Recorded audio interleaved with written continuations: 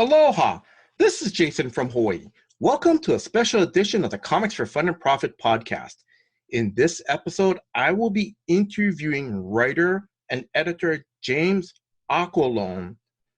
He is the editor of a Kickstarter that I'm very excited about. It is called Kolch, the Night Stalker 50th Anniversary Graphic Novel. James, two questions. First off, I want to make sure, did I pronounce your last name correctly? You got it. Yes. Thank you very much. And then, James, how are you doing today? I'm doing great. Busy. Yes. We're about to launch in a few days, so I'm tired. But I guess I'll sleep after the Kickstarter. All right. Now, I'm just going to go over your brief history. And like I said, along the way, just correct me if I'm wrong. So okay. You are the creator and writer of the Dead Jack novels. Is that correct? That is correct. And then can you just briefly tell our listeners, just give a description of the Dead Jack series. What is that about? Dead Jack is a zombie detective who is addicted to fairy dust. And he solves cases and goes on wild adventures in a place called Pandemonium, which is like an alternate universe. It's basically, he works in the 5 cities of Pandemonium, which are like the 5 boroughs of New York. So it's like 1940s New York, but everybody in the 5 cities of Pandemonium is a monster. So all the monsters and mythological creatures and legendary creatures from our world were banished to Pandemonium. So everyone's a zombie or an ogre or an elf. And Jack has a homunculus sidekick named Oswald, and that's it. It's kind of crazy series. And I have 3 novels, and I think there are three short stories now. I'm going to just say for the listeners, because because can you describe what a homunculus is? Homunculus, yes. Homunculus. That's tough. I mean, homunculus is like it's kind of open about what it is, but it's basically like a little man that's like created by like a scientist or an alchemist. I mean, the word homunculus literally means little man. So like way back when like alchemists really thought they could create people like in jars and stuff. If you watch like the old Frankenstein movie, that was when they had like those little people in like the glass jars. Oh, okay. I think it was the Bride of Frankenstein. I think you saw them. Okay. So that was always one of the things the alchemists try to do. They try to create little people and stuff. Now, so now there's a very interesting story I heard, and I'll get to the podcasts that I listened to. You have a specific fondness for that word, right? Humongous? I'm pronouncing it wrong, but you did your research. Yeah. Okay. Yeah, just like a few years ago, I just became like obsessed with the word. I just love that word, homunculus. So then I started writing a short story about a homunculus, and that short story I basically stole from myself with the Dead Jack. That's how Dead Jack started. Dead Jack was a character in another story, and the homunculus came from another short story, and then they didn't work out, and so I plagiarized myself and came up with those 2 characters. That's pretty cool. Sorry, James, I'm going to continue on. So, okay. Also, too, you also did a horror and humor prose anthology novel called Madness and Mayhem. Is that correct? That's a collection of my short stories. Okay. All right. And then you are the managing editor of the legendary Weird Tales magazine. Now, for listeners, this magazine has been around for, correct me if I'm wrong, almost a century now, correct? Yeah, next year it'll be 100 years. Wow. And then, and correct me if I'm wrong, this is, in this magazine, it had the first appearance of Conan, with, I guess one of his short stories by Robert E. Howard. It also introduced sword and sorcery. It introduced the occult detectives. These characters or genres made their first appearance in this magazine. Is that correct? Yeah, I mean, a lot of genres and subgenres started in Weird Tales. Mm-hmm. Weird Tales is probably best known for Lovecraft. Mm-hmm. They were mainly like basically his publisher. I mean, that Weird Tales was the first to publish the Call of Cthulhu, Mm-hmm. and a lot of like his mythos stories were published in Weird Tales. Oh, okay. And Pretty. yeah, and Conan, that's cool. And you know, and then they published people like Ray Bradbury and Robert Bloch. So they have this really deep history. Yeah, and I mean, and also, and like you just said, like I mean, Ray Bradbury. I mean, it's like these legendary science fiction writers and horror novelists got their start there. Mm-hmm. Yeah. Yeah, that Okay. was the place to be back in the 20s and 30s. Yeah. Okay. And then you are the editor for the upcoming prose novel anthology Classic Monsters Unleashed and Shakespeare Unleashed from Black Spot Books and Crystal Lake Publishing. Is that correct? Right. Yes. Okay. Now, did I miss anything, or is there anything you want to highlight or promote or anything? No. That's about it. Okay. And then now, let's see. Now, before we really get into the interview, I want to give a big shout out to Hannah of Superfan Promotions for setting up this interview. Hannah, thank you very much. James, I'm going to ask, do you want to add anything to that? Okay, thanks a lot, Hannah. Hannah's been very busy too, Mm-hmm. setting me up with these interviews and podcasts, and it's been kind of wild about the interest in this project. So there's been this is like the 5th podcast I'm bid on, and there's tons of email interviews and stuff. So I'm gonna be very busy for the next few weeks. But that's pretty cool. And there's going to be one question I'm going to get to regarding Kolch, and you have to and I'm going to say, James, and even to the listeners, sometimes I'll refer when I say Kolchak. Sometimes I'll go back to when I first started watching the show. I kept calling it Kolchak, and people had to correct me. So correct me if I mispronounce it. Okay. Now, where can listeners find you on social media? On Twitter, I don't even know I guess James Aquilone is basically my handle on everything. You go to jamesaquilone.com. Mm-hmm. And all my social media is there. And if you want to follow the Kolchak campaign, it's the handle on Twitter is Kolchak50. Oh, okay. I got to remember that. Okay. Yeah. All right. So I'm going to start off. Where did you grow up? I was born and raised in Brooklyn, New York. Mm-hmm. And just recently I moved to Staten Island, which I don't know if all people know about Staten Island. It's the other borough. No? You never heard of Staten Island? Well, I've heard of Staten Island, but it's like I've never been to New York. I don't know where, Yeah.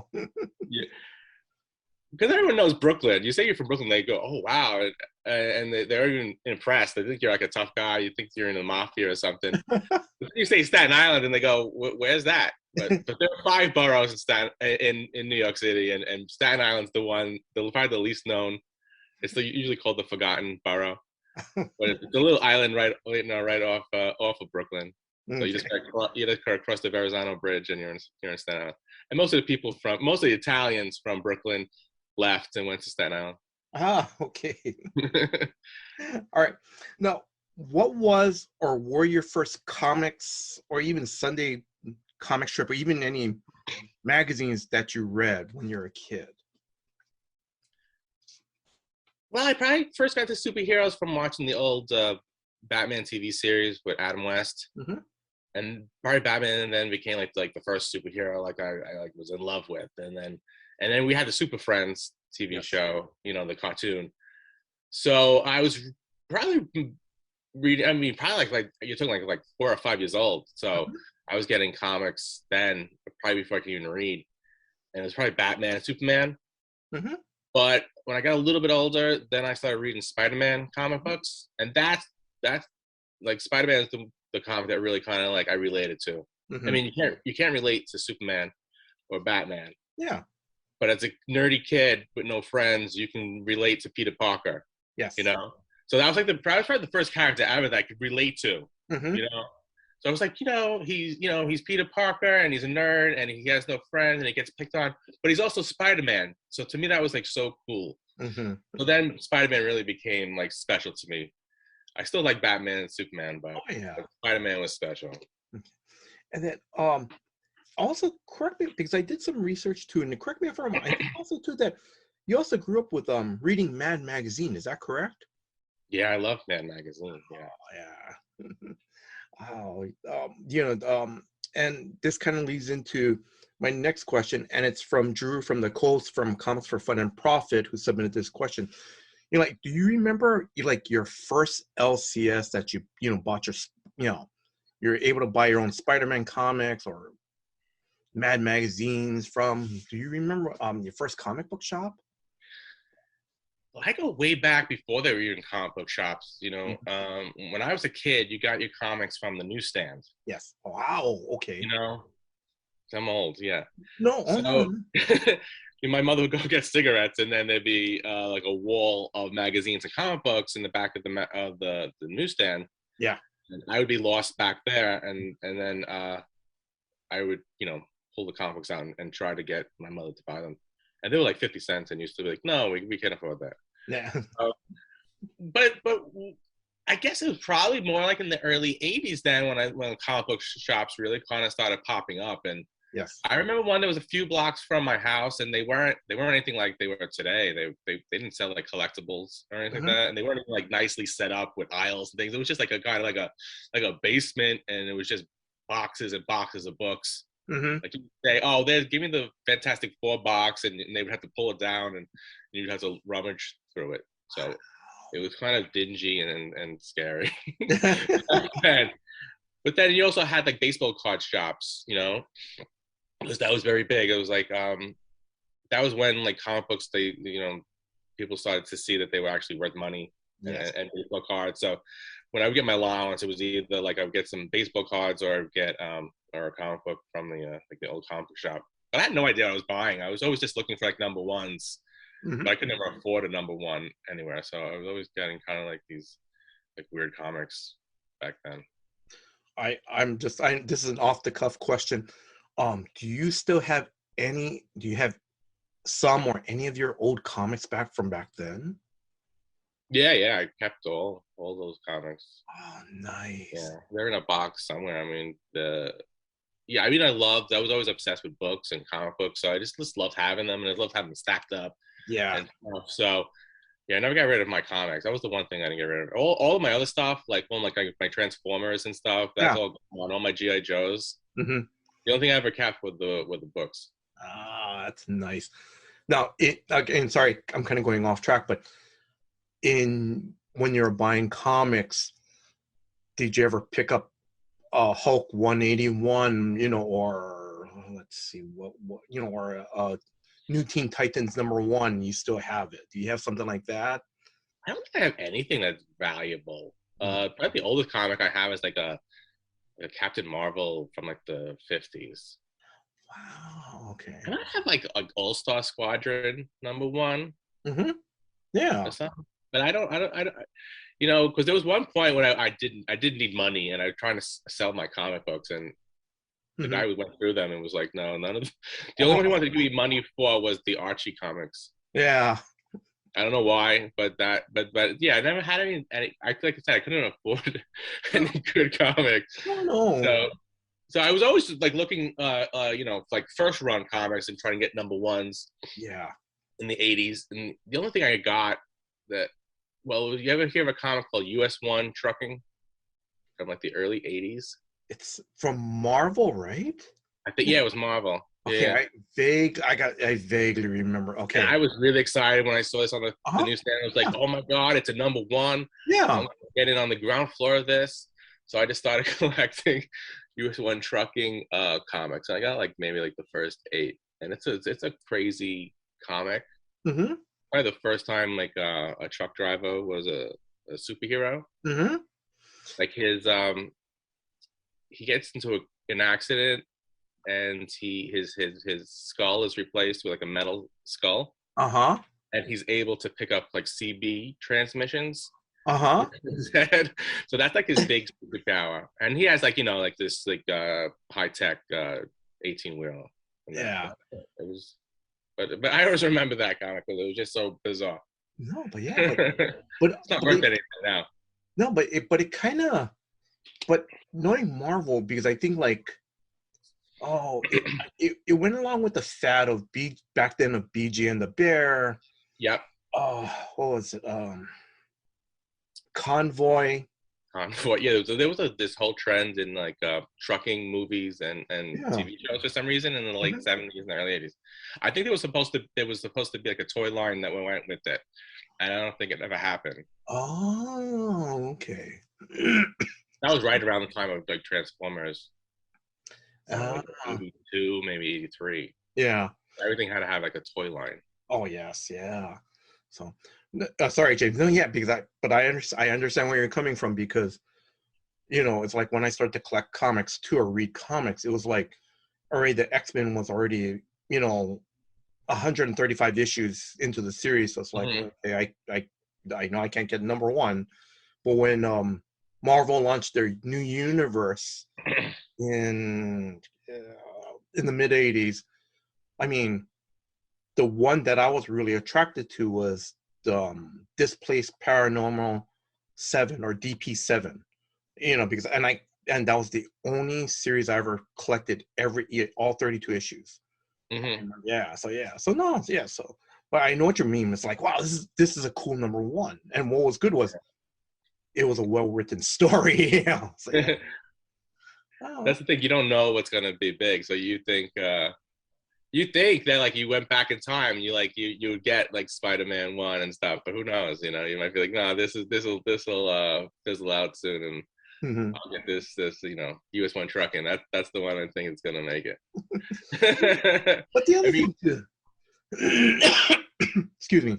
But the other thing too is that, but the cool thing is that these comics are, even though they're not really worth much, it's for us, it's a nostalgia thing. This is yeah. it takes back to our childhood or just something that's like yes, I have my number one. Yeah, I mean, could that was more memorable than probably a lot of the other good comics because it was just such a bizarre a comic, and it was just so silly that I thought I would make money. Because back in the '80s, that was when all the stuff became collectibles, and it was all about how much money was it worth. And I used to buy the comic book buyer's guides and see how much comics were worth.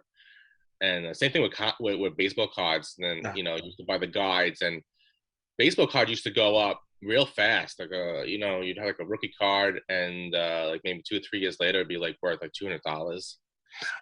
So you thought, and it was the '80s. Everything was about like money Yeah. and the economy. It was the Reagan era, so everything was like, well, how much is it worth? I mean, I love comic books anyway. Hmm. But then it was kind of like, and then I guess it was like the '90s. Then it was kind of like it all kind of fell apart. Yeah. Oh yeah. All the money I put into baseball cards, like none of that stuff was worth anything Oh. a few years later. Hmm. Yeah. Yeah. I think I think but I think the thing that you mentioned is that it's just the love for the hobby. We're gonna love read. We love comics. We're just gonna read it whether it goes up or not. Yeah. Yeah, I mean, that's what I thought now about what is the comic worth. I don't care about that. Hmm. But I just love bookstores, and I love hanging out, and I like just love buying books. And, I hear you. Yeah. I'm gonna ask. Do you have a cat there? yeah. No, no. I mean, do you mind asking what's your cat? What's your cat's name? This is Lilith. Oh, We have all these boxes, and they love to climb on no, that's fine. Yeah. them. All right. All I just saw was a tail in the background. So that's no. There's another one creeping around. Because I have all these boxes from all. So my other Kickstarter is it's about to start shipping. Hmm. So they sent me. I don't have the books yet, but I have all the shipping supplies, and I have all the other stuff, and all the other rewards. So my house is just filled with boxes right now. Okay. And your cats are loving it right now, right? Oh, they love it. They think it's like a gym for them. There's boxes to jump on, and there's boxes to try to get into. This is the best thing for them. All right, James. All right. Okay. So I'm going to get back to the question. So how did your journey start into comics or writing prose novels? How did that start? Well, that was the only thing I ever wanted to do. I mean, I was probably about like 17 when I was like, this is what I want. I want to become like a professional writer. Hmm. And so then for like the next 20 years, I didn't do anything about it. Mm-hmm. basically. I wrote short stories here and there, and it was just like, to me, it was just too precious to me, like to like show other people my work. So it was like it was tough. So then there was maybe like a year when I started submitting stories, and they all got rejected. And then I kind of looked back at the stories and go, these weren't really good. So I took a step back and it was like, all right, I'll start submitting stories when I'm ready. And then Mm-hmm. I didn't submit stories for probably like another 7 years. Mm-hmm. Well, it wasn't until like, like about 10, 12 years ago that I really said, you know what, I really got to pursue this. Mm-hmm. This is something I really want. It's really like the only thing I really care about. And, I'm losing time now. I mean, I wasted, like, I feel like I wasted like 20 years. Uh, so like about 12 years ago, I said, I'm just gonna start write a story, send it out. Mm-hmm. Write the next story, send it out, and Mm-hmm. just keep doing that until I get published. So if I have to do it, I have to write 100 stories until I get published, I'll do that. But it probably took me like 3 stories at that point Oh, okay. to write. And then the first story actually that I got accepted was Dead Jack, Mm-hmm. and I got accepted in Weird Tales, and then I was like off and running after that. And after that, pretty much every story I wrote and submitted, I eventually sold to a Mm-hmm. magazine or a website. Wow. So I'm gonna ask, how excited were you when you sold your first story, and especially to, you know, a well-established magazine like Weird Tales? How excited were you, um, when you got that letter to say, hey, we're gonna publish your story? Oh, that was wild because I was really convinced that I would never sell a story. Mm-hmm. Like, no matter how good it is, it's something I don't know, like the secret society or the secret handshake. Mm-hmm. I'm never gonna get published. And so, like, oh wow, after getting so many rejections and after so many years to get like an email that goes, okay, congratulations. Like, what, really? Mm-hmm. So that was crazy. And then after that, it was even crazier that it then became common. It was like, oh wow, wait, you can actually be a nobody, Mm-hmm. write a story, and just send it in to someplace, and they accept it. So that blew my mind. And then I felt stupid too for wasting for all those years where I was kind of just like, oh, you'll never make it. You'll no one will ever publish you. Mm-hmm. And I could have been much further along if I had really just pushed myself when I was like in my late teens when I first said this is what I wanted my career to be. Mm-hmm. Yeah. Yeah. I'm gonna say actually kind of sounds like um not wasting time, but it just sounds like it's more like gaining a little bit more life experience too. Just to Yeah, I mean, I couldn't have really. I don't think I really would have written anything that was so great in my teens or even my 20s. But I mm-hmm. think that by the time I was in my 30s, Mm-hmm. I did. Yeah, you do need that life experience. You do need to even maybe have some tragedy in your life to write a little bit better. Mm-hmm. And and certainly the older you get, you then you are gonna meet tragedy. Mm-hmm. So that unfortunately, it's terrible. But for a writer, it can actually be good because you can actually use that. Mm-hmm. Okay, sorry, James. I'm gonna move on. Um, let's see. Now, um, before I start talking about the Kickstarter, I just want to let listeners know, as James has mentioned, he's already done a handful of podcasts already on the Kickstarter. But I'm going to say, please check out James' other interview for the Kolch Kickstarter campaign. Check out this podcast called Kolchak Loop. It's a podcast that was released on January 4th of 2022. That was a great episode. I listened to that. That was a Thank you. fun episode. Yeah. Okay. So now before I get into the campaign, do you know when the campaign will start and end? It's gonna start on January 10th Okay. because January 11th is the 50th anniversary of the Night Stalker, Mm-hmm. and then I think it's ending on February 10th. Okay. because so it's that the kind of like it's the 30-day Kickstarter kind of like. 30 days. I think technically it's 31 days. Okay. Yeah. Oh, okay. All right. Well, thank you. Now, um, for our listeners, I'm gonna because I'm a big fan of the show. But for our listeners, may I ask, can you give a history of Kolchak? Well, Kolchak began as an unpublished novel written by Jeff Rice. Mm-hmm. And then it came to, I believe it was Richard Matheson's agent, who then took it to ABC. And they greenlit the TV movie, and then Richard Matheson ended up writing the teleplay. And Richard Matheson, for people who don't know, was like probably, like, in my opinion, like the greatest horror writer of the 20th century. Mm-hmm. Like, sorry, Stephen King. But he came first, and he did all that before Stephen King. He wrote I Am Legend. He wrote, I think, some of the best episodes of The Twilight Zone. Yes. Like Terror at 20,000 Feet, the one with William Shatner. He wrote like the Shrinking Man. He wrote all these amazing stuff, and then he wrote the two Kolchak TV movies. So that's one of the reasons why it's so awesome. So then after, when they did the Night Stalker became the highest rated TV movie at that time. Mm-hmm. So it was released on ABC on January 11th, 1972. Then the next year, I think it was the next January, they did The Night Strangler. Mm-hmm. And then the year after that, they did the TV series, which lasted 20 episodes. Mm-hmm.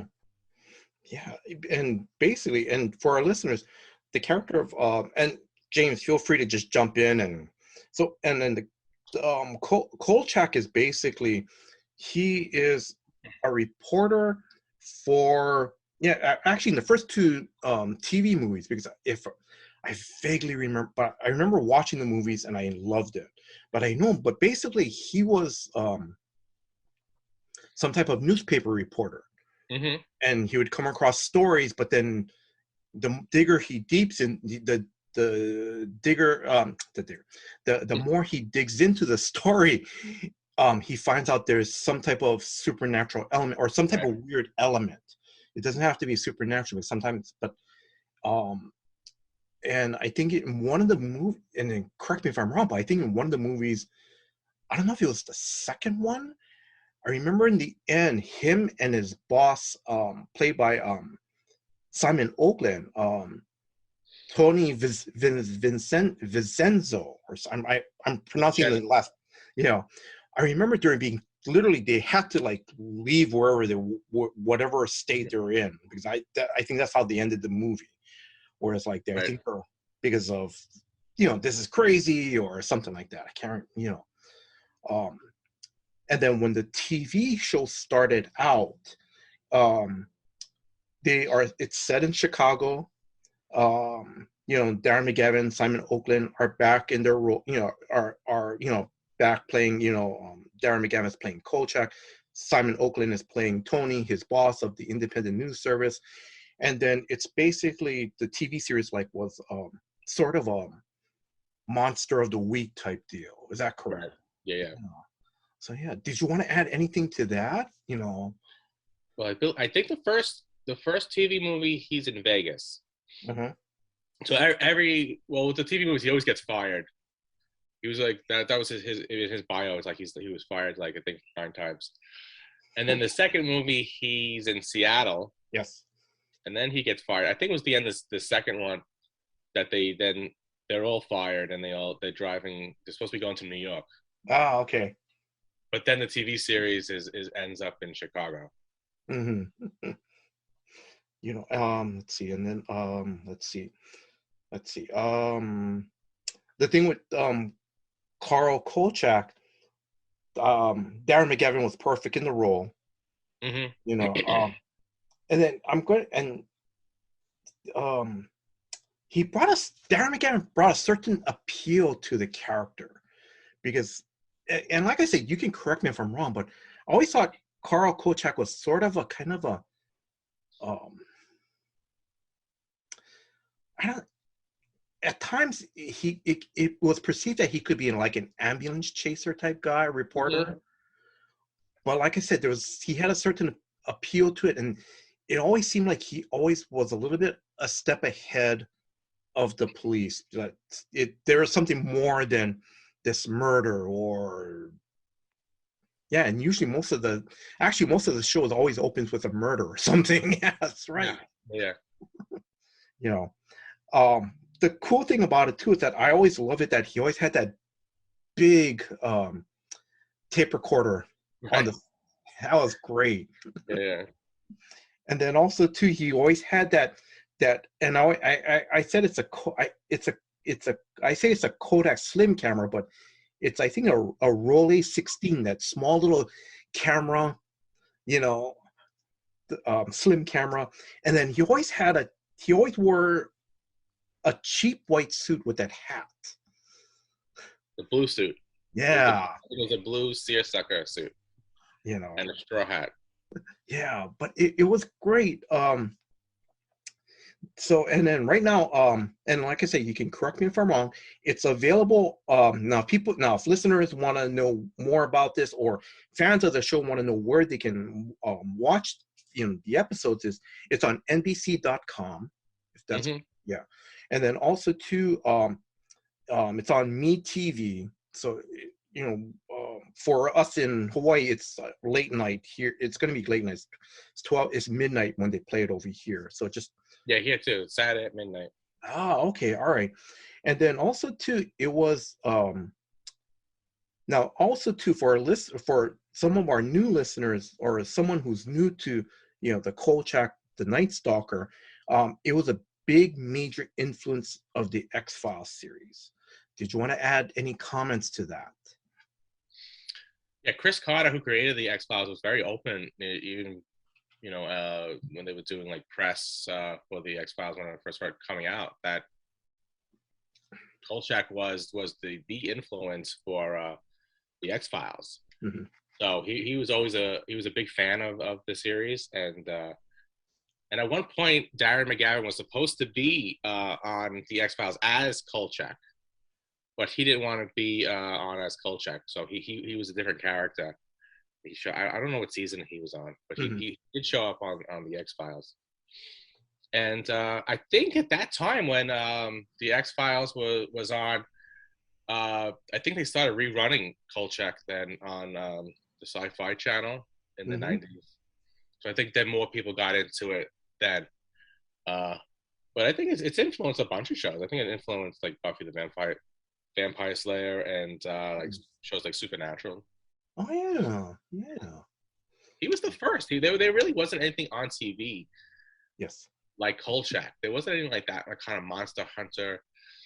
There was Scooby Doo. Scooby Doo came out, I think, in 1969, but it always turned out to be a hoax. So they really were never like hunting monsters or Mm-hmm. ghosts. Mm-hmm. And then also too, it was um because I because I remember watching at least no I the two TV movies when it first came out. I remember watching the first season. Well, the only season that they had. And it was great because it was like one week he could be fighting vampires, one week he was fighting the headless horseman, but this time on a motorcycle. Yeah, You yeah. know, you know. I mean, it was it, um, yeah, it was a lot of fun, and I think the other thing too was that um, it, it it and I'm gonna say I've watched some older episodes recently within the last year. Mm-hmm. Um, but the thing is, but Darren McGavin brought a little bit of class to the show, because if it was with the wrong actor, or if it was a different actor, or um, and also correct me if I'm wrong, because when I did some research, I think Darren McGavin was an executive producer, but was never credited. And then also, I think he was also trying to rewrite some of the scripts too, as well. Right. but I think that was great because then he was trying to elevate the show more than it's just, you know, because it could have turned out really cheesy and really bad, you know. But I mean, but for you and me, we have such fond memories of um the like I said, the headless horseman with the chopper motor. It turned out to be a motor. Instead of the headless horseman, it's the headless guy on a motorcycle. Mm-hmm. Or what's the other weird? The other one that I love was the swamp creature. Yeah. You know, I think is that the Spanish Moss murderers or something? I think that's the one. Yeah, yeah. But I still remember him. He had to break into some botanical garden, and there's only a certain, I don't know if it was bamboo or something. He had to break in. He's like, he's breaking and entering. He's stealing stuff and he's sharpening it because it's the only thing that could kill it. Yeah. But okay, I'm sorry. So I'm just gonna ask, what attracted you to the show? Well, I just love that type of character. He's kind of a loser. Like I said, Kolch's always getting fired. Yeah. No one ever believes him. But he's also like probably the smartest and most competent guy. Yes. On the show. Yes. I always liked that type of character in that. And like even like my Dead Jack, zombie detective, is kind of similar. He's kind of a loser. He's kind of a bumbler.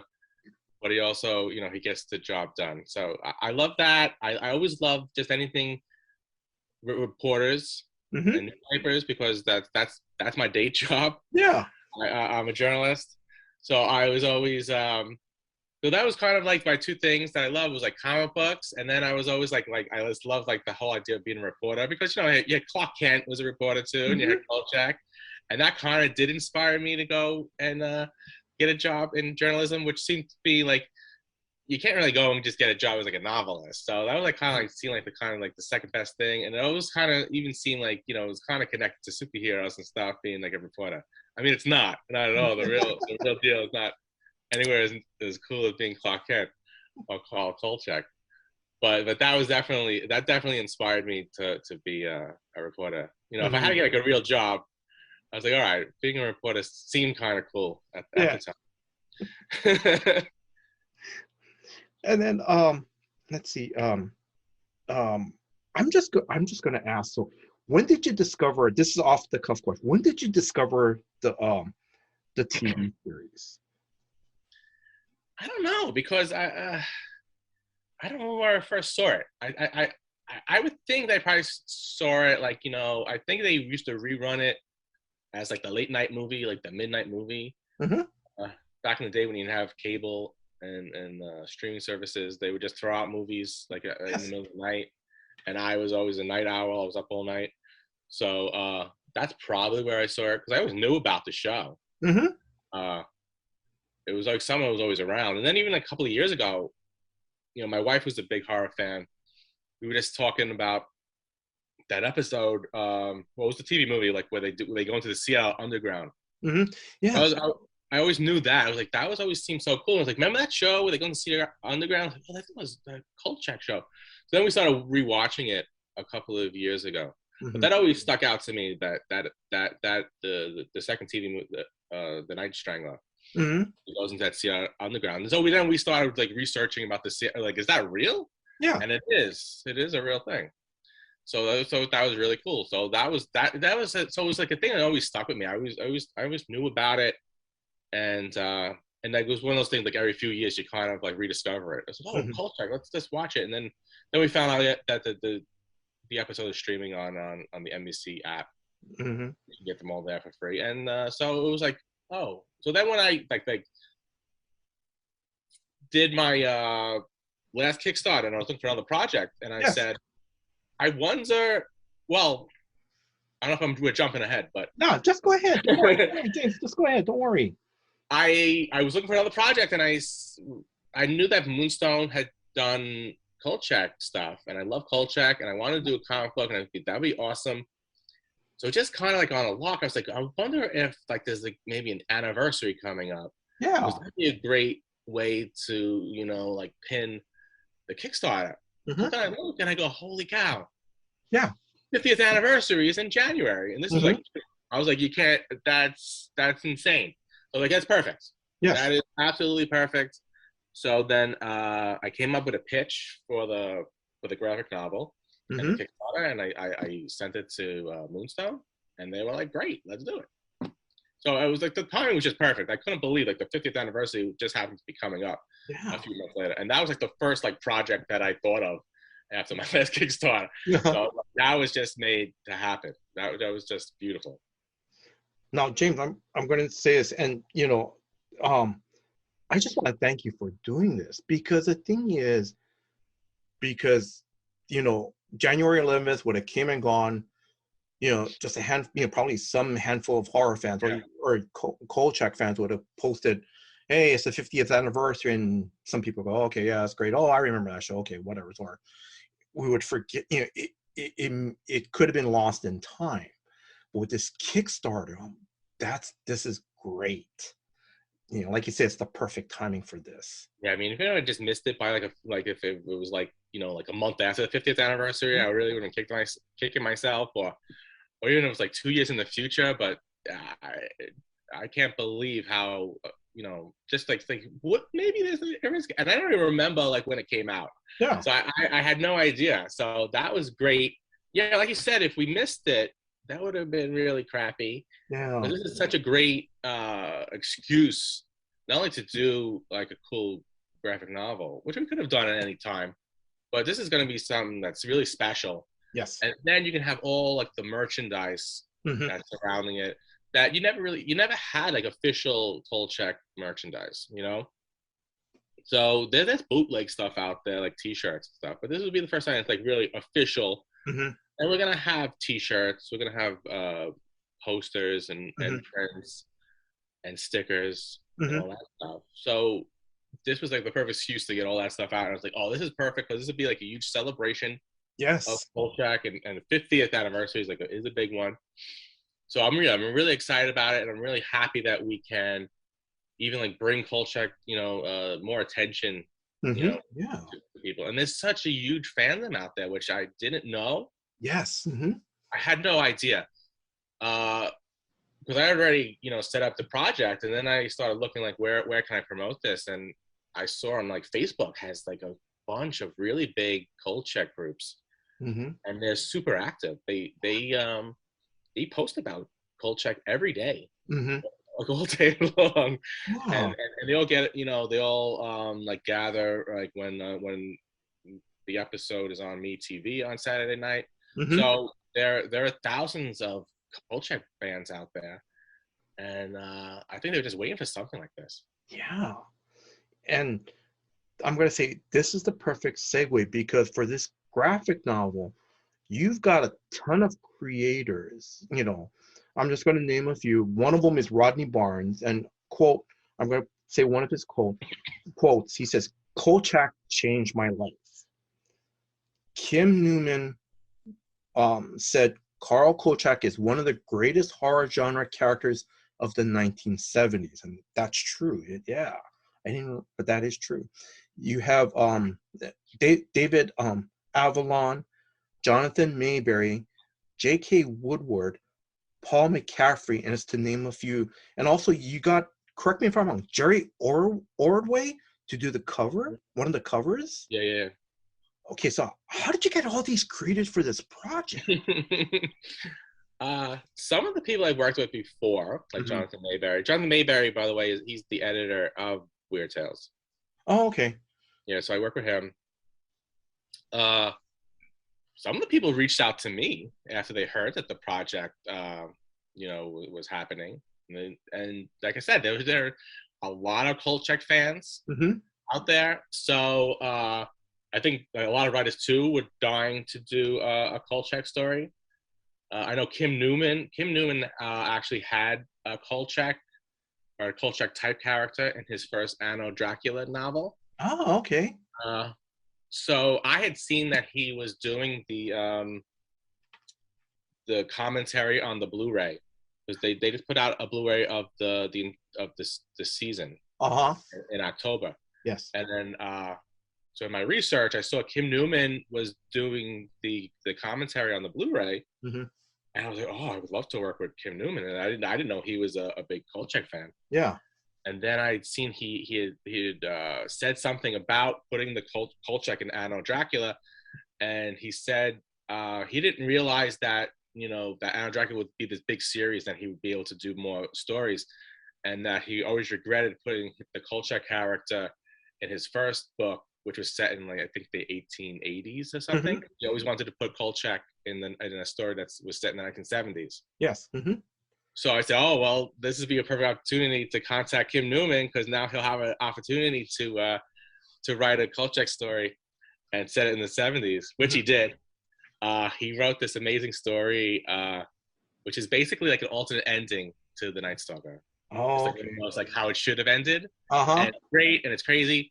And well, on Monday when we launch, then we should have the first 5 pages preview of Kim Newman's story. Oh my God. Which is great. And the art is gorgeous, and just a really amazing story.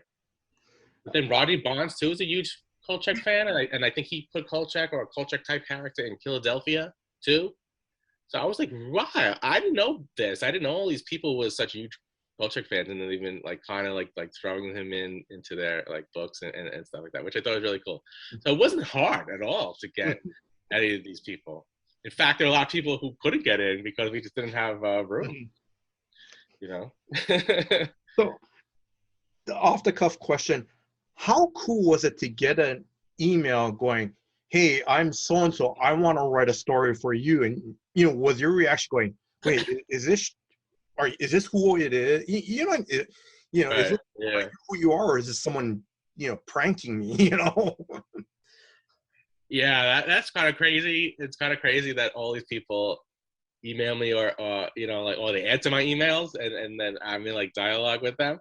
So these are some like huge writers and artists, and so it's just kind of wild and fun to work with all these people. Like Jerry Ordway, it was like I email him and he's like, yeah, I'll do it. I actually, there was one other artist, really big name, and I didn't know him. I didn't know anyone who knew him, and he's like one of my favorite writer artists. He's done one of my favorite covers.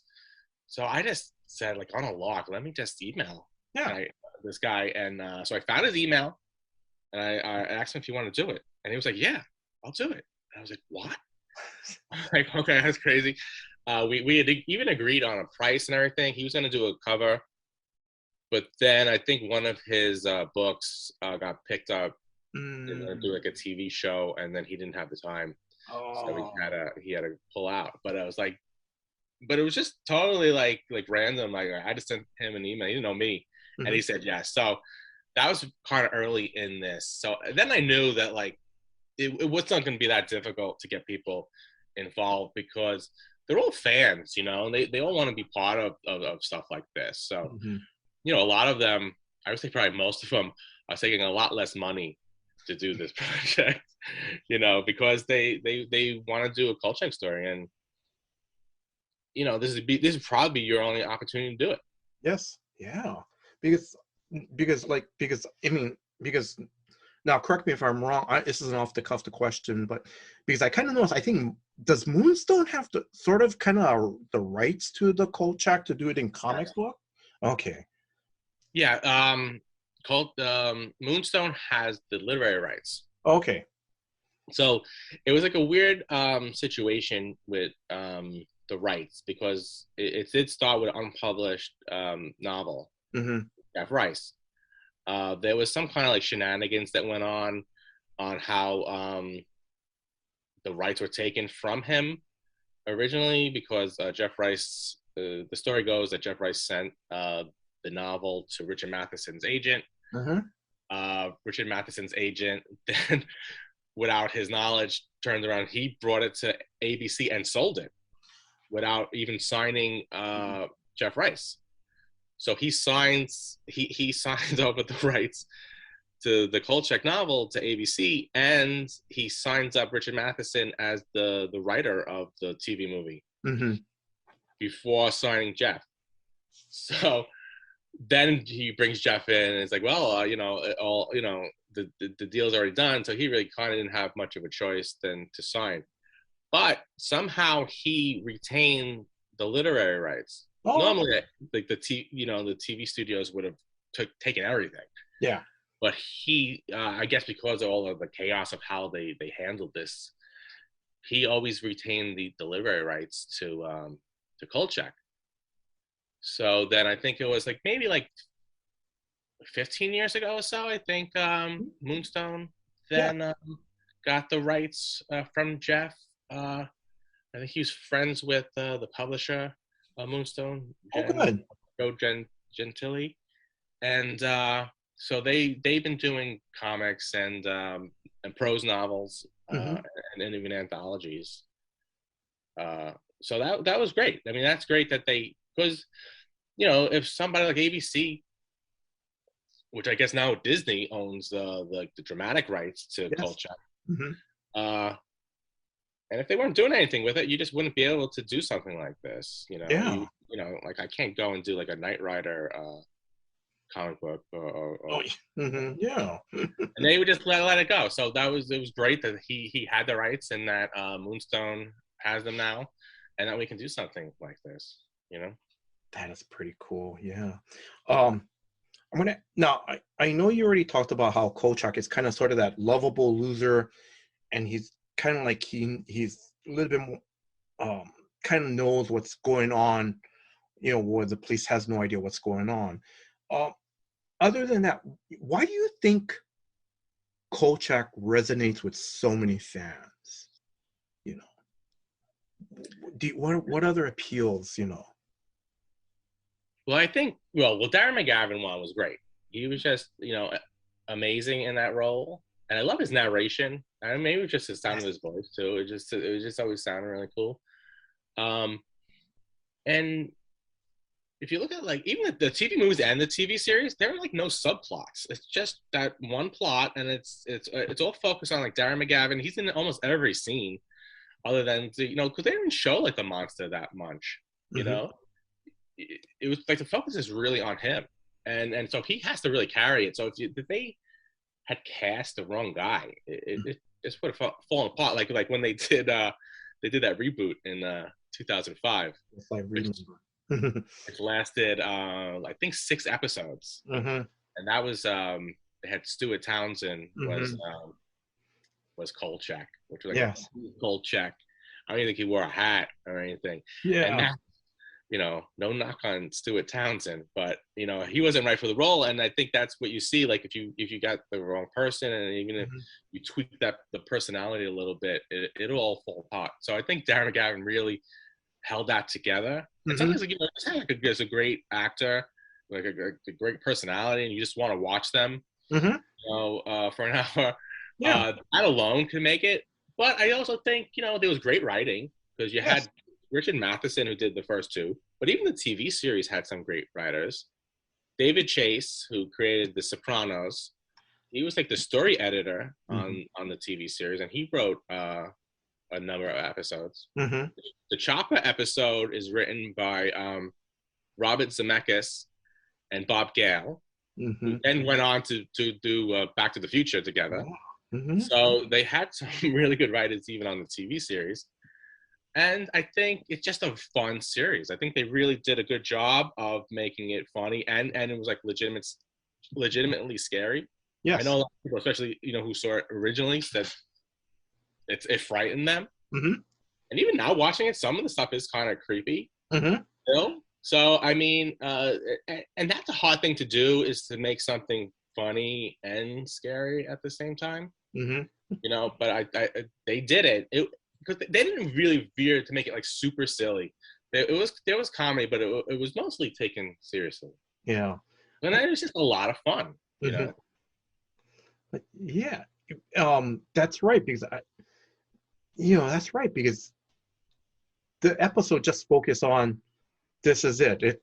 We're not doing. I know I think in later episodes they introduced and I can't remember the elderly woman's name who also helped out in the office, the secretary. There was Right. no subplot with her. It was just, here, Mr. Kolchak, here's a message Right. from that, and that was it. Yeah, because they didn't even go into like Kolchak's personal life. That's right. He has a girlfriend in the first TV movie, but after that, no, there are no girlfriends. There's no wife, Mm-hmm. family. You Yes. don't even see Kolchak like in an apartment. Yeah. You don't see anything. Yeah, That's that's it. right. He's just constantly on the job in the same suit, Mm-hmm. and that's it. And that's something you wouldn't see today.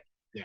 There'll be at least 2 or 3 subplots going on, and you would certainly get into his personal life. And sometimes maybe that's not like the way to go. I mean, I like the old school shows. They didn't really delve too much into the personal life of a Mm-hmm. character. Look at like Columbo.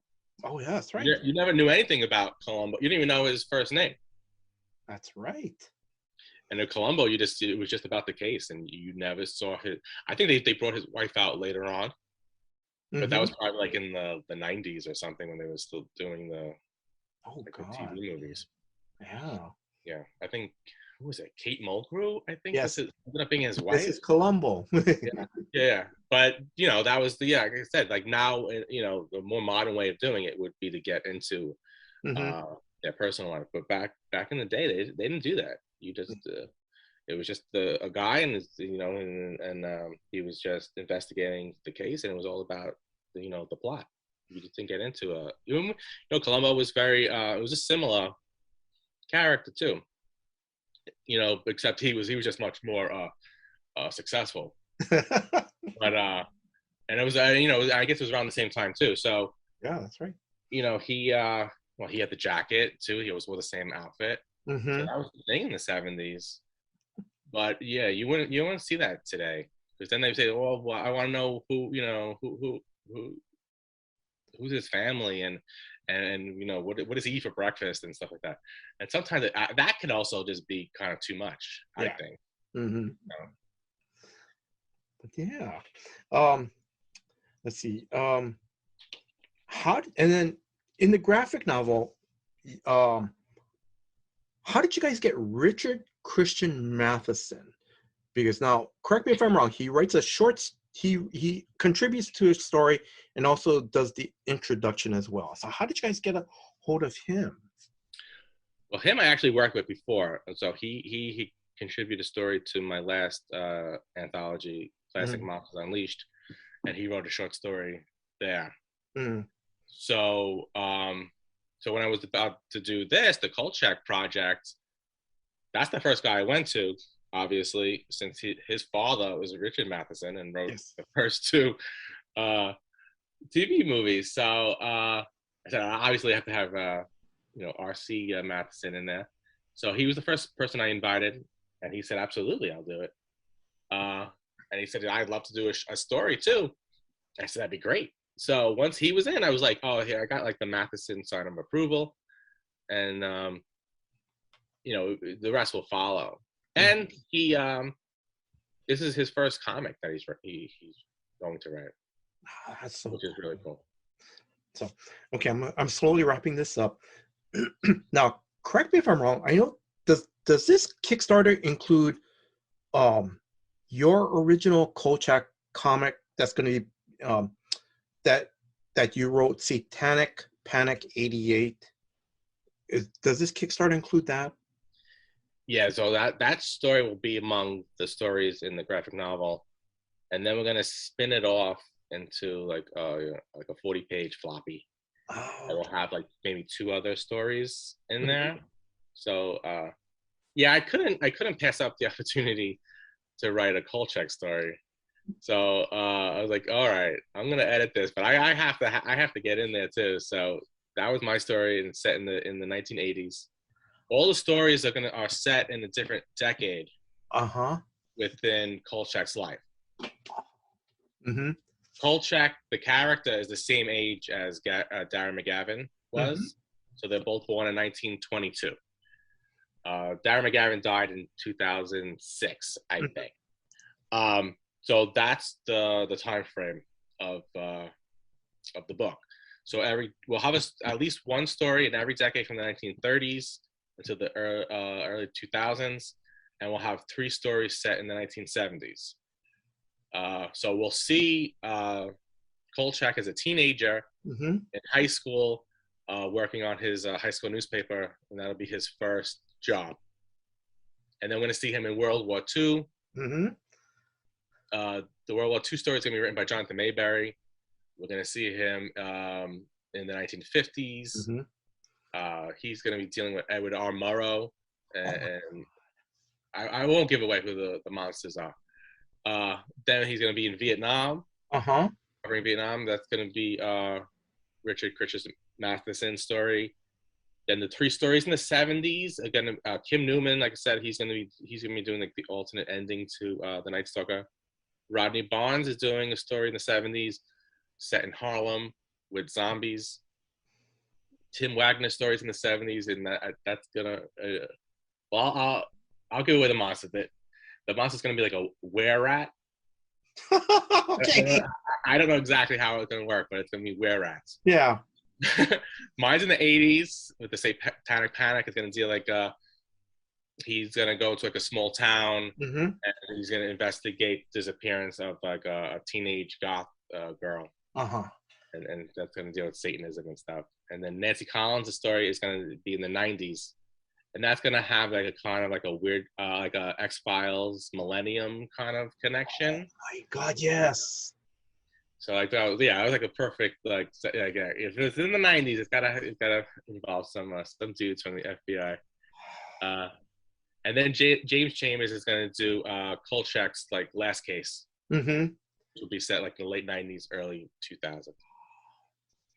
Oh my God. So we're gonna cover his whole life, and probably or possibly his death. Oh, Yeah. that's so cool.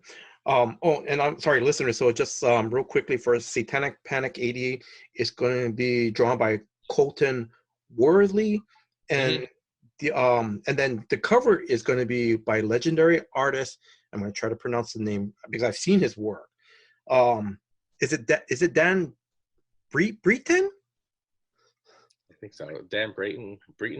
Yeah, I'm trying to, but I've seen his work. I haven't seen it written. Yeah, because I've seen his work. He does great stuff, and I think what was it? Something was re-released. The Nocturnals that he did. I think it was re-released last year. So yeah. Oh. Yeah, that cover. I think. Did you see the cover? No, I just. It was just through through the Superfan promotion press release. I didn't see the cover. The cover is amazing. So that was actually an unpublished cover for Moonstone. It was supposed to be like part of a Moonstone and I think novel, but it never got published. So I saw it, and I'd already written the story, Satanic Panic, and Dan's cover is Kolchak, like standing there, and behind him is this demon or like Satan, and it's a gorgeous cover. And I was like, that's perfect. That's I would have had him draw exactly that, and they never used it. So I said, all right, can we use it? And they said, yeah. And I said, all right, that's perfect. So that was also one of the reasons why I said, hey, we can then maybe spin this off and also do like a, like a 40-page comic, because we have like this amazing cover. Yeah. And it just worked out perfectly, and it looks great. Oh, that's really great. Now I'm just going to ask, let's say, a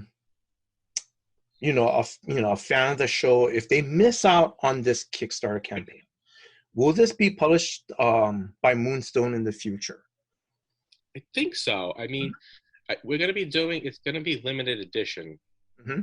I think we're going to do, maybe like 2,000 copies of, there'll be 2 versions of the graphic novel. Mm-hmm. There'll be a graphic novel that will just have the comic stories. And then we're going to do like a deluxe version, which will be a hardcover, and also include prose short stories. Oh. And I didn't mention that, but after the Kickstarter, we're going to have open submissions where anybody can write and send in a Kolchak short story. Mm-hmm. we might include in the deluxe version of the graphic novel.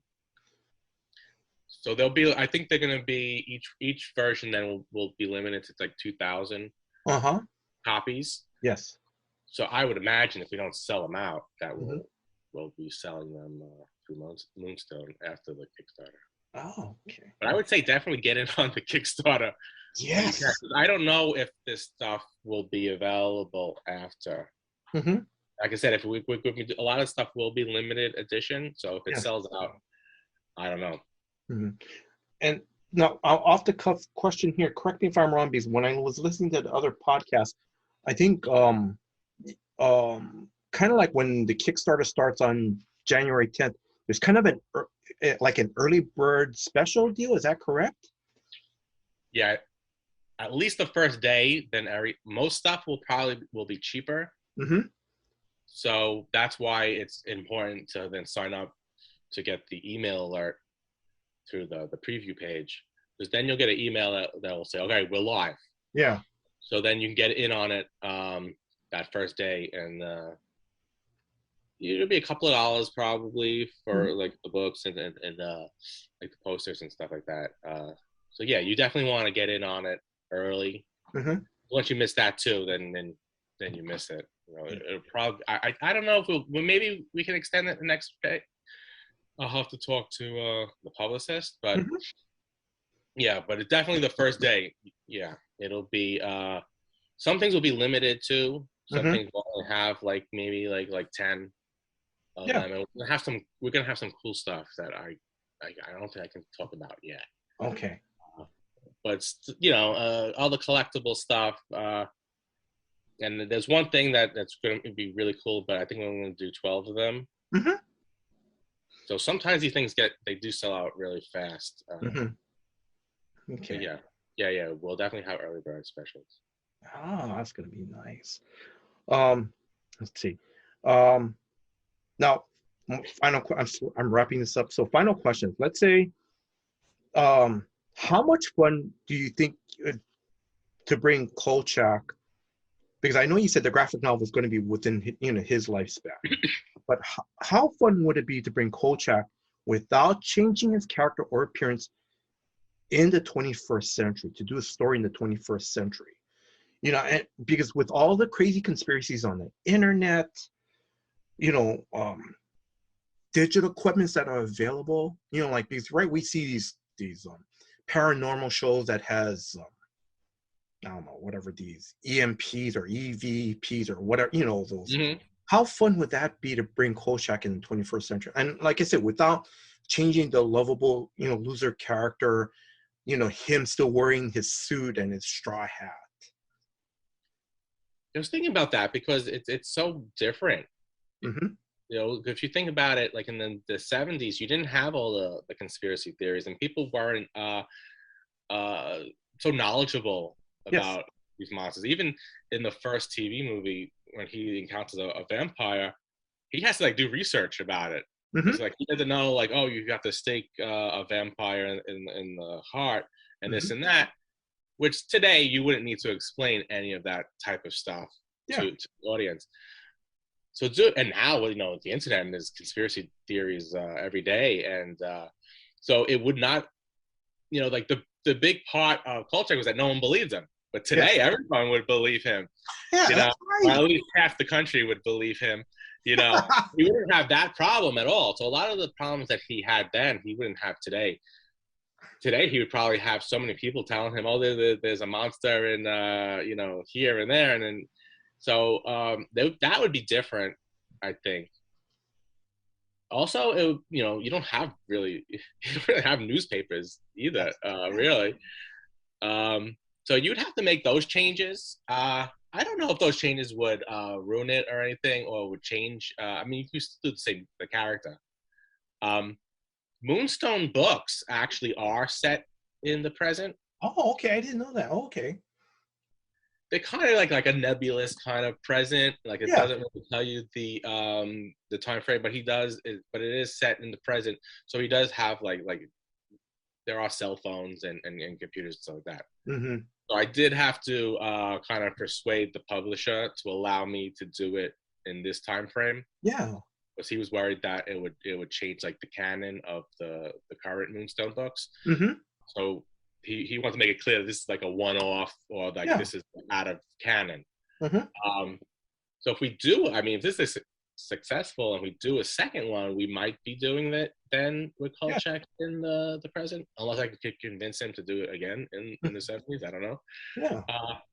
But I guess it could work. I mean, there would have to be major things that you'd have to change Mhm. to put in the present. Because I didn't want to put him in the present with. I didn't want Kolchak, on a computer or Yeah. using a cell phone. I feel he's so old school. Yeah. Like I want to see Kolchak on a typewriter. Yes. I don't want him with his cell phone. I mean, Yeah. I'll give him maybe a better camera than Yeah. a smaller tape recorder. Yeah. But yeah, he's got to have the suit, right? Oh yes, he's yeah. The hat. Yeah. It's like taking Indiana Jones and taking the hat off and Yeah. put in like a business suit. Yeah. You can't do that. Yeah. And he's got to have the Mustang, I think. Yes. Mm-hmm. And there's certain things I think you just can't change. Yes. And if he is in the present, I would figure he'd be the type of guy who doesn't like technology and Yeah. okay with it. But the other thing too, you just pointed out, like in the 70s, he didn't he had to really do literally the leg work. He had to go talk to, well, I heard about, Mrs. Smith. I heard that, Right. you know how to deal with, you've heard about this, the Spanish moss. What do I need to do? And then, well, you need to do this and this and this. And I can't remember what stick to kill him with. But if you go to the library and you see him do all the legwork. That's right. Right. Yeah, I mean, back in those days, you had to go to the library or you had to go and talk to people, and now you would just Google it. Mm-hmm. I mean, when he in the zombie episode, he has to go to somebody, and they tell him how to kill the zombie. He's got to put like the salt in the zombie's mouth. I mean, today you would just that's all that information is available to you on Mm-hmm. Google, and you certainly you would know about like vampires and stuff like that, and there's all these like groups and yeah, there's so much more information out there. Mm-hmm. Like I said, we certainly have enough conspiracy theories out there, so it would be interesting. I would definitely like to try. I mean, like I said, hopefully we're doing more Kickstarters and more Kolchak books. Yeah, because it sounds if you guys do, if you guys do another Kickstarter with this, I'm definitely signing up for it. Yeah. Okay. What is or are the most fun and awesome things of doing this campaign? What's like one of the best things or a number of things?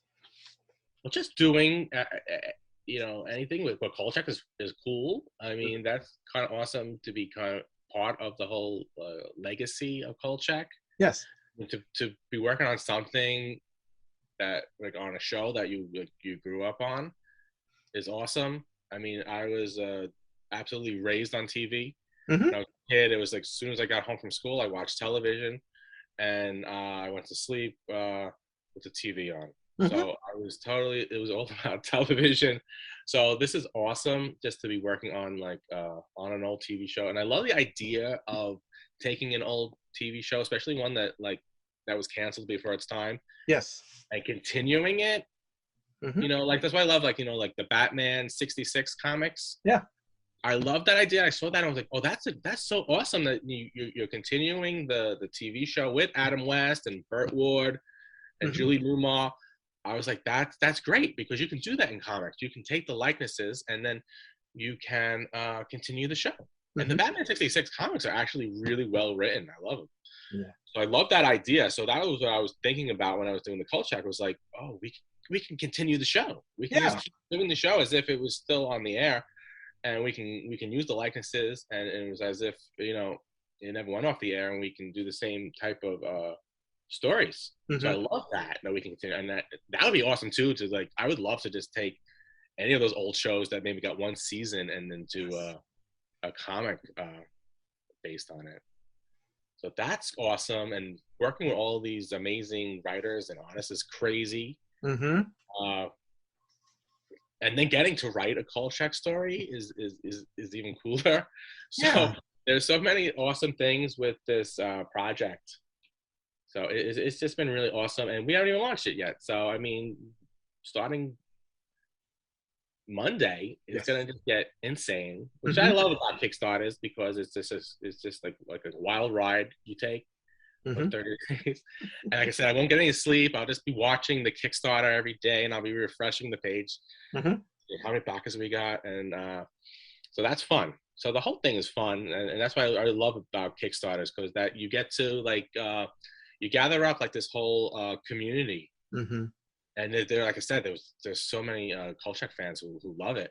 Yes. So now we're gonna be able to like gather everybody up through this Kickstarter. Mm-hmm. So it's gonna be really fun, and I'm really interested in seeing what's gonna happen once we launch and everyone sees what we have. Oh yes, I can't wait to see. All right, 3 more questions. 2 of them are going to be fun questions. Um, Favorite convention moment as a fan or a creator? I haven't gone to too many conventions. I've only been to New York Comic Con once, Mm-hmm. and I went as a member of the press, so I didn't have to pay. That's actually how I hooked up with Superfan Promotions. Oh, okay. I got the press badge for Comic Con, and then once you get a press badge, they start sending you every press releases Mm-hmm. from everybody. So, Mm-hmm. which I didn't know. I don't even know if I signed up for any of these press. So I was always getting press releases from Superfans, Uh-huh. Super Promotions for years, Yes. and I actually ended up doing some interviews uh, for them, for their Mm-hmm. creators. So then when I launched this, I said, "Oh, I might as well use Superfans Promotions because they've done such great work with other projects." Mm-hmm. So that was probably like the best thing that happened to me was getting the press badge for New York Comic Con. But with COVID, I really want to get to conventions. Yeah. Mm-hmm. And I did my first convention as a writer. I think like November of 2020. Oh, It yeah. was like a pulp pulp book convention. So Mm-hmm. it was a small thing I wanted to just do to kind of get started. And the highlight of that is just people coming up to you and talking to you and buying your stuff. And I was like, wow, I sold books, but I never sold a book directly to somebody. Mm-hmm. Oh, that's really cool. You get to sign the book, and they talk to you and they give you money, and that's pretty awesome. Because I was like, oh, I would love to do conventions like on a regular basis. Mm-hmm. And then things have started getting worse. We're now at Omicron. Yeah. Oh, Like, man, I don't know. I would love to do. The San Diego Comic Con. oh, that'd be I don't nice. even know if they're. I don't even know if they didn't do it this year. I mean, well, last year. I don't think Yeah. it was a. No, did they? Last year they did, I think, Thanksgiving weekend. But that, Right, but it was like a small thing. But it's like I don't want to meet people with a mask on yeah. either. You No, know. mm-hmm. So hopefully maybe by the end of the year things calm down, and then I'll probably be doing conventions because I have all these books too. Mm-hmm. I have my last the classic Monster Unleashed. I have a ton of those books, and I should have Kolchak books, so I'll have stuff. And I'd like to start going to conventions pretty regularly. Okay. So hopefully that happens. Now, have you and your family been to Hawaii? Yeah, we were in Hawaii in I think 2006. Uh-huh.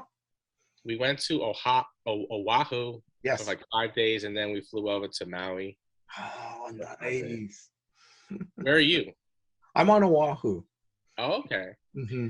That was amazing, man. I remember when we went to we got to maybe the hotel like 5 or 6 o'clock, and then we got out of the hotel and we went to like Waikiki Yes. Beach, and it was like 5 or 6 o'clock, and it was like just about like sunset, and I was like, wow, this is amazing, and I was like, it was like I'm like walking into like an Elvis Presley movie or something. It was like, and then on the beach they were doing it was the season 2 premiere of Lost, Oh my God. and Yes. they were doing it on the beach, and I didn't even watch the show. So we were like, "What's this?" And it was like, "Oh, the show Lost." And it's like, "Oh, I don't watch that show." And so we walked past it, and then as we were doing like all the tours and stuff, they keep saying, "Well, we filmed this scene from Lost over here, and we did Lost," and so we kept hearing about Lost. So we started watching it after we got home from Hawaii. And we were like, "Oh my God, it's like the greatest show!" I wish we knew about it when we went to Hawaii, because then we could have been like, oh, this is where Sawyer was, and this is where Jack was, and all that stuff. But Hawaii was amazing, and Maui was really awesome too. You know, it's like I'm from New York, so the water like at our beaches are gray, and it's like oily. There's like hypodermic needles floating by and stuff. And they went up to Maui, and the water's warm, and you can see through it.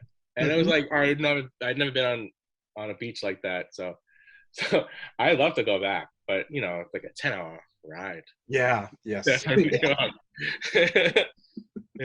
that was like, it was probably like the coolest place I've ever been. Final question. Any final words to our listeners? Just follow Kolch 50 Twitter account. Sign up for that email alert. Like I said, you want to get in on that on day one, because we're gonna have those early bird specials, and some things might sell out. And hopefully, I'll see everybody online. And when we launch on Monday, say hello. All right. So, James, thank you very much, and I want to wish you all the success with the Kolchak, the Night Stalker 50th anniversary graphic novel Kickstarter. Mahalo. Thank you in Hawaiian. Thank you for your time, for giving me the opportunity to interview you, especially about this awesome Kickstarter. When I saw this, I'm definitely backing this. Thank you. I also want to thank Hannah of Superfan Promotions. Hannah, thank you very much for setting up this interview. Thank you very much. Now, listeners, if you are a horror fan that is interested in this Kickstarter, or are a lifelong Kolchak fan like I am, go to James's website, and it's I'm going to spell it out for you. It's JAM as in Mary, ES as in Sam, AQUILON as in Nancy E.com. And James, correct me if I'm wrong, your website lists your other social media accounts, and yes. it also there's a link to the Kickstarter as well too, correct? Yes. Okay. All right. So click on the website, and here's a link to the Kickstarter campaign. I want to thank Drew, the co-host for Comics for Fun and Profit, for putting this episode together. Drew, thank you very much for all your hard work behind the scenes. And if you are a new listener, please check out new episodes of Comics for Fun and Profit that comes out every Saturday. And finally, I want to thank you, the listeners. Thank you very much for your time. Thank you for listening to this episode. Until next time, guys, aloha.